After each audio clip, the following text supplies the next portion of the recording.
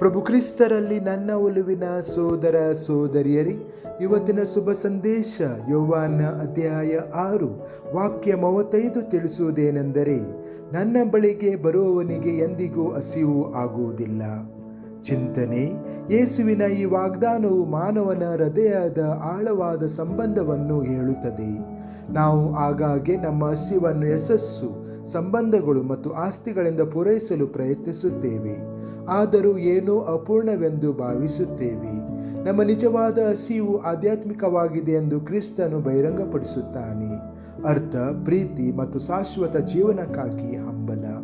ನಾವು ನಂಬಿಕೆಯೊಂದಿಗೆ ಆತನ ಬಳಿಗೆ ಬಂದಾಗ ಆತನು ತನ್ನ ಉಪಸ್ಥಿತಿ, ಆತನ ವಾಕ್ಯ ಮತ್ತು ಅಂತಿಮವಾಗಿ ಸ್ವತಃ ನಮ್ಮನ್ನು ಪೋಷಿಸುತ್ತಾನೆ.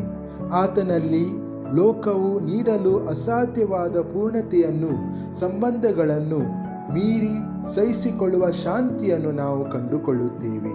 ಪ್ರಾರ್ಥನೆ: ಕರ್ತನಾದ ಯೇಸುವೆ, ನೀನು ನಿಜವಾದ ಜೀವದ ರೊಟ್ಟಿ. ನನ್ನ ಹಸಿವು ಮತ್ತು ಶೂನ್ಯತೆಯಲ್ಲಿ ನನ್ನನ್ನು ನಿನ್ನ ಹತ್ತಿರಕ್ಕೆ ಸೆಳೆಯಿರಿ. ನನ್ನ ಹೃದಯವನ್ನು ನಿನ್ನ ಪ್ರೀತಿ ಮತ್ತು ಕೃಪೆಯಿಂದ ತುಂಬಿಸಿರಿ ಮತ್ತು ಎಲ್ಲಕ್ಕಿಂತ ಹೆಚ್ಚಾಗಿ ನಿನ್ನನ್ನು ಹುಡುಕಲು ನನಗೆ ಸಹಾಯ ಮಾಡಿರಿ. ನಿನ್ನಲ್ಲಿ ನನಗೆ ಎಂದಿಗೂ ಕೊರತೆ ಇರುವುದಿಲ್ಲ ಎಂದು ನಾನು ಯಾವಾಗಲೂ ನಂಬುತ್ತೇನೆ. ಆಮೆನ್.